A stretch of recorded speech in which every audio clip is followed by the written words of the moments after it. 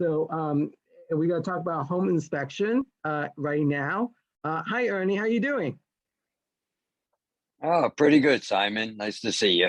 Nice to see Uh, you. So you have done many home inspection in your lifetime and my lifetime. So let's talk about it. What's going on today in this crazy market? okay, well, welcome. I'd like to thank you for inviting me to talk today. The topic I have is expectations. So give me about 4 minutes to explain, and then we'll open up for questions. For those that don't know me, Ernie Borsellino, Vault for Home Inspections.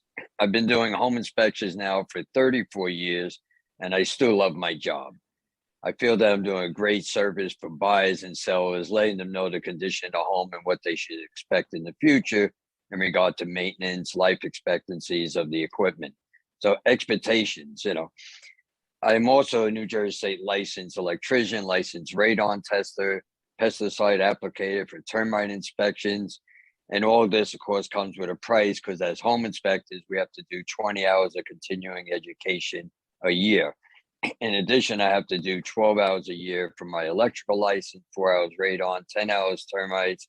I do PowerPoint presentations to home inspectors. I teach at the adult school to homeowners. So every year I'm trying to learn something new. So even at this presentation, I like to listen to everything and what everybody has to say, and it makes you a better person and better at your job. When I first started doing home inspections in 1988, our main concern was the roof, heating, AC, plumbing, and electrical. Then .com came along and software came to make our lives easier. Well, now we take pictures of everything from a door that sticks to a chipped floor tile. Our 11-page home inspection reports for some inspectors is over 70 pages. We call that CYA. I try to limit my inspection reports to 30 pages. The question is, what's the expectation of home inspectors should be? Like a condo inspection should be simple, but believe me, it's never ever simple. We have to inspect the interior. We have to inspect the furnace, water heater, windows, doors, electrical break, just like a house, but we're just not inspecting the outside. A new home, people say, I don't need a home inspection because it's brand new. I've done two now in the last month for a builder who's building new homes in Short Hills, and he wants me to come out there, which I have done, to go over and look at it from a home inspector perspective and let them know what a home inspector might think or find or what they would report. An old home is an old home, and buyers need to understand it's an old home. Yes, it's been updated, renovated, but the main thing, an experienced home inspector should be able to look at the settlement in the home. Is this normal, not normal, and is it something of concern? We have flip houses out there. Are they just a cover up? These are the hardest to inspect because we know the home was purchased for the sole reason to buy and sell as quickly as possible. None of the components of the home was replaced, including heating, cooling, plumbing, electrical. It hasn't been used on a daily basis to evaluate it. It was last month. I did one in Short Hills, ran all the bathrooms and came down to the kitchen. There was water dripping from the ceiling onto the countertop of this, $150,000 kitchen. They called the builder, he came, and so there was a drain from the shower that wasn't connected right. It's in the walls. And, I'm glad I found it. It was kind of like we had towels or cleaning up everything. But if we didn't find it now, that new home, those people moved into expecting nothing to happen. As soon as they took a shower the first week or so, they would have been opening up the ceiling while they're living there and a lot of renovations. There's a lot of stuff like asbestos. I'm just gonna on these points. Asbestos was a big deal, back in the 80s, 90s, when every home had some amount of asbestos. Now, most asbestos in homes have been renovated, so I really don't find it that much. And keep in mind, a home inspector by New Jersey regulations does not have to report on asbestos. A good educated, trained inspector will point it out, but we don't have to. So if someone moves in a home and they find asbestos, they can't go back to the home inspector and say, why didn't you tell me? Lead paint was big in the 90s with these guns. They would shoot the walls, tell you what percentage of lead was in there. Nobody does lead paint inspections anymore because houses have been painted. The interior has been painted. If there's lead in the walls behind the paint, do we really care? Yeah, we might care about old windows that go up and down and create dust, but most of the windows have been replaced by now. Underground oil tank, something I don't do. I think you should hire someone that does it for a living. I think that should be done on every home, only because you drive around, you see oil tanks still being pulled out of the ground. I really suggest that sellers do this test before they put their house on the market. If they do it before and they find the tank, then they could go out and price getting a reasonable. It only costs about $1,500 to $1,800 to remove a tank if it's not leaking.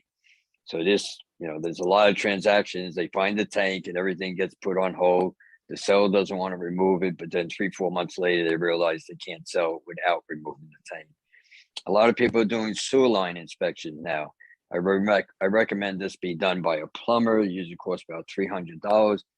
If it's done by another company that does not do plumbing work, then they can't give you an estimate. A plumber could say, yes, there's clogging in here. I could clean it out for $800, or you're going to need a whole new sewer pipe out to the street for like $10,000. Any home over 50 years, we know what goes down those sewer lines, so it's easy after 50 years to walk, So, meaning home inspectors should never take anything for granted. They should put their clients first and remember that they're going to be living there with their families, and the last thing they need is an unexpected surprise after they move in. Will a home inspector find every defect? Will a seller disclose even no problems with their own home? Will a realtor always sell the perfect home? Will an attorney know exactly what to negotiate? So back to expectations. I think that's the thing that I try to get across when I'm booking a job with a client. What are your expectations? I know now, as Mark was saying, or that there's a limit. We're only going to do structural and heating. And as president of the American Society of Home Inspector Chapter New Jersey, when I do my seminars, I say, guys, stop taking pictures of doors that are missing a doorknob or a little crack in a window. Let's get back to the 80s when we did what we were supposed to do. Check the roof, electrical, plumbing, heating, the most important parts. So I'm really glad when I hear that those are the things that they can negotiate for, because it makes my job more professional, and not a nitpicker. So if you have any questions, I'm open for questions. Yeah, absolutely. Home inspection, it's definitely for, to look for all the major, structure, operation, environmental. But again, what major to a seller to major to a buyer could be two different things, right? So definitely we want to make sure it's not just cosmetic changes or upgrade. So definitely. Yeah. So as a home inspector going around, someone says, oh, you're going to report that door is sticking. It puts us in an awkward spot. Okay, with the software now, take a picture of it, goes into the report. But I try to put it down as a less significant item. And so, my reports, I try to list, these are your 4 or 5 items. These are the important ones, most significant. And here, you want your honey-do list? Here it is. When you move in, get a handyman. It's going to cost you $1,000 for these 10 items.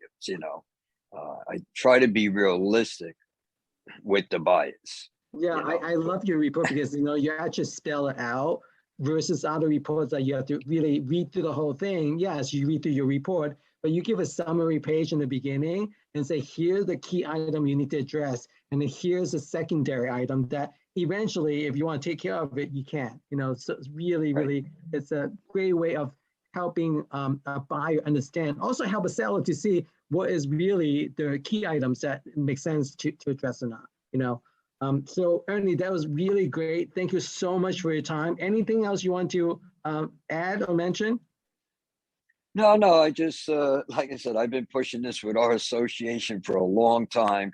Get rid of these 70, 80, 90-page reports, which just is all cover your ass, boilerplate statements.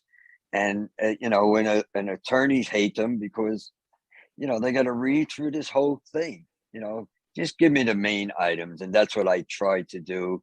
And so far I've been successful with that. I don't have attorneys knocking on my door trying to sue me or anything. So I'm going to stick with what I know best. And hopefully. You've been doing this a long time. So continue doing what you do great at. And, you're one of, inspector that, we really have great respect, and also of all the information you provide for us. Thank you so much for your time.